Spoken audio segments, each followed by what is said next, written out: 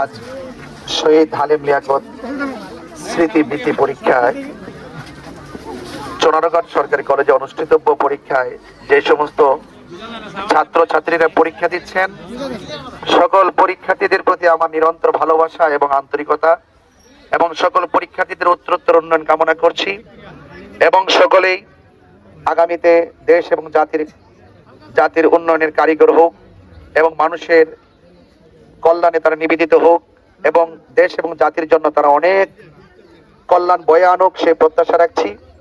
এবং আপনাদের আজকে যারা পরীক্ষার্থী আছে, শহীদ হালিম লিয়াকত স্মৃতিবৃত্তি পরীক্ষা যারা অংশগ্রহণ করছেন, এবং আমি আশা করব তারা যেন সুস্বাস্থ্যের সাথে এবং অত্যন্ত আন্তরিকতার ভিত্তিতে যেন তারা অনেক দূর এগিয়ে যেতে পারে।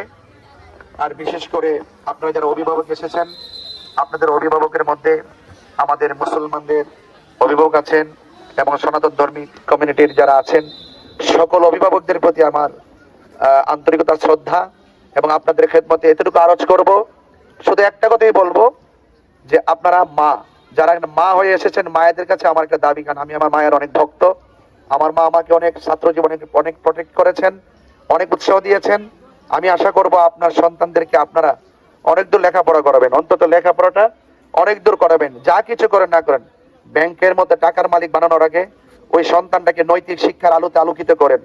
দেখবেন একদিন এই ছেলে আপনার হয়ে, দেশের হয়ে, দশের হয়ে, দেশ এবং প্রবাসে তারা অনেক দূর এগিয়ে যাবে। সেটা কিন্তু তারা কিন্তু এখন এই যে বয়সটা আজকে বৃত্তি পরীক্ষা যারা অংশগ্রহণ করেছে, এই বয়সটা কিন্তু তারা নিজের কিছু করতে পারবে না।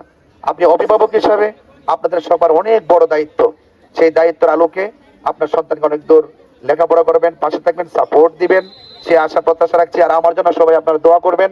আপনাদের দোয়া চেয়ে বিদায় আরজ করছি এবং আপনাদের মঙ্গল কামনা করে বিদায় নিচ্ছি। আসসালামু আলাইকুম ওয়া রাহমাতুল্লাহি ওয়া বারাকাতুহু।